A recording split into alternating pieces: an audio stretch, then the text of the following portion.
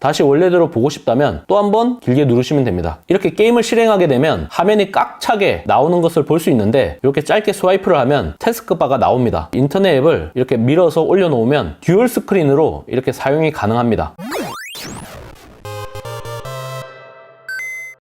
테크에 진심을 다하다 테크 요정 비티크입니다. 갤럭시 Z 폴드 4 반드시 변경해야 하는 초기 필수 설정 및 꿀팁 10가지를 들고 왔습니다. 워낙 많은 설정이 있지만 중요도가 높은 것으로 엄선해 보았으니 해당 설정을 최우선적으로 세팅한 후 이전 꿀팁 영상을 참고해서 적용해 보시면 좋을 것 같습니다. 첫 번째, 밝기 제어 항상 표시하기. 상단 알림창을 끝까지 내리면 맨 하단에 밝기 조절 바가 있는 것을 확인할 수 있습니다. 이렇게 두 번 스와이프해서 알림창을 끝까지 내리는 방법도 있고요. 두 손가락을 한 번에 끝까지 내리는 것도 가능합니다. 하지만 빠른 설정창을 펼치지 않고 한 번만 내려도 밝기 제어가 항상 표시되었으면 좋겠다는 분들도 있으실 겁니다. 테두리에 충격 방지용 범퍼가 있어서 두 손가락 쓰는 게 조금 불편합니다. 이를 해결해주는 방법에 대해서 알려드리겠습니다. 먼저 알림창 끝까지 내린 다음에 우측 상단에 있는 옵션 더보기 이걸 눌러주시면 빠른 설정창 구성이 있습니다. 여기서 밝기 제어 이걸 누르시면 항상 표시, 이제 한 번만 내려주시면 언제 어디서나 바로 밝기 제어를 할 수가 있습니다. 두 번째, 키보드 사용자 하기. 삼성 갤럭시 폰은 키보드 한글 입력 시 천재인이 기본 설정되어 있습니다. 아무래도 과거 피처폰 시절부터 키패드를 천재인 방식으로 사용하고 있다 보니 일종의 시그니처가 되었습니다. 하지만 갤럭시 Z 폴드 4는 화면을 펼쳤을 때 태블릿처럼 사용할 수 있는 그런 폴더블 폰이기 때문에 천재인 방식보다는 커티 방식이 좀 더 잘 어울립니다. 먼저 설정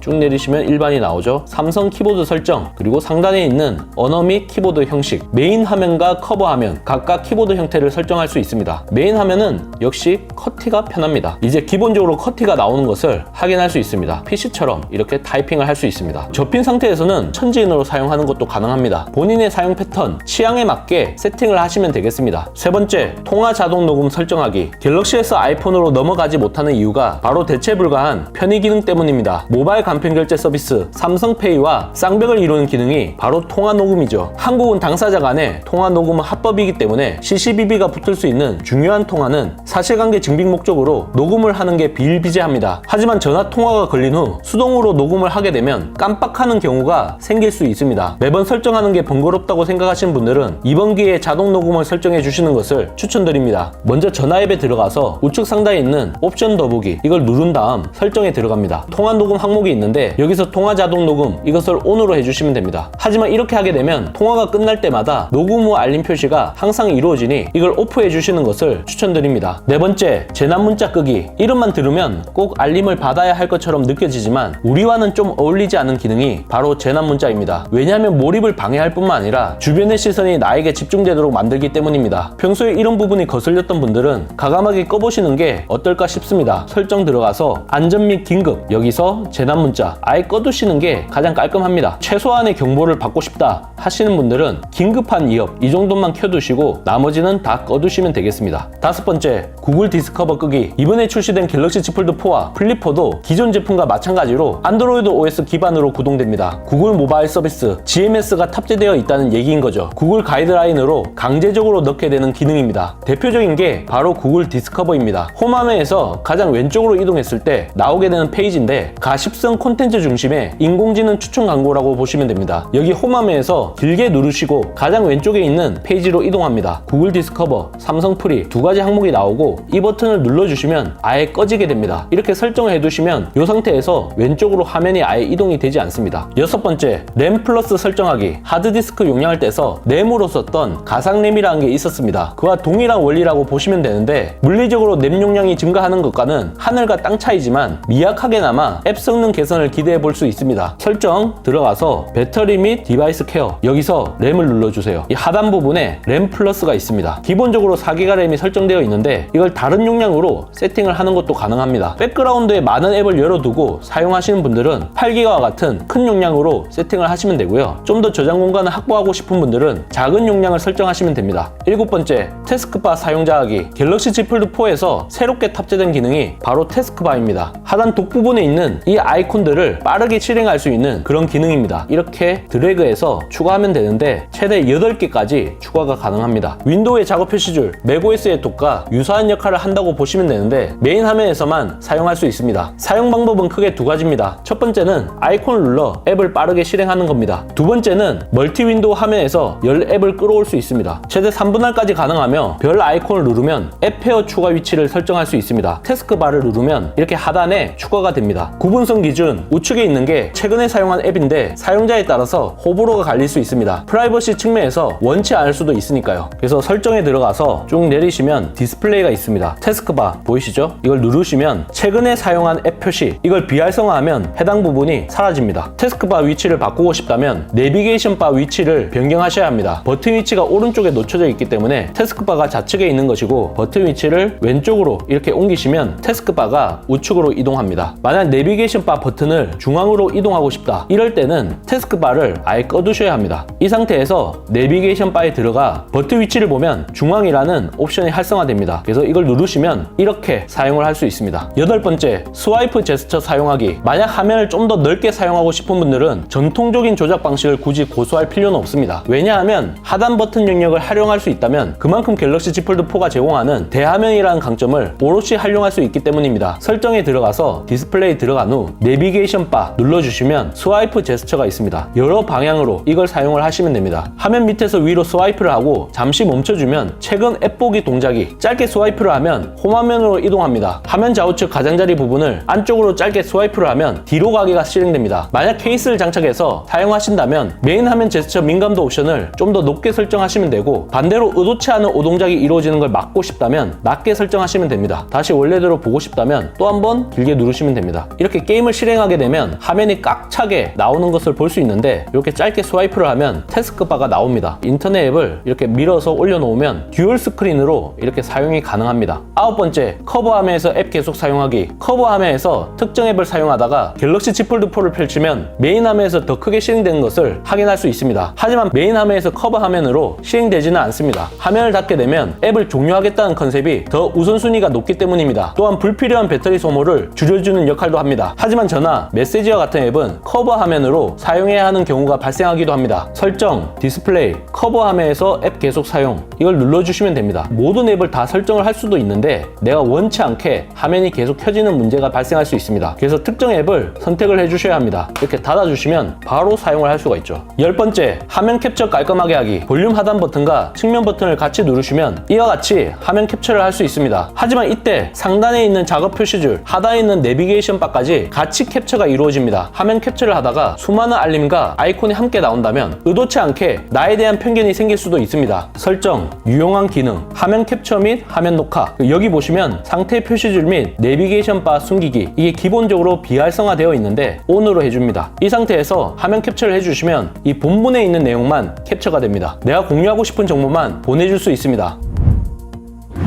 갤럭시 Z 폴드 4, 접었을 때 스마트폰, 펼쳤을 때 소형 태블릿처럼 쓸 수 있는 폴더블폰인 만큼 그에 어울리는 초기 필수 설정 및 꿀팁 꼭 설정해 주시는 것을 추천드립니다. 이번 영상을 본 여러분들의 생각은 어떠신가요? 잘 보셨다면 좋아요, 구독, 알림 설정까지 모두 눌러주세요. 영상 제작에 큰 도움이 되니 잊지 말고 눌러주시는 센스. 지금까지 테크요정 비티크였습니다. 고맙습니다.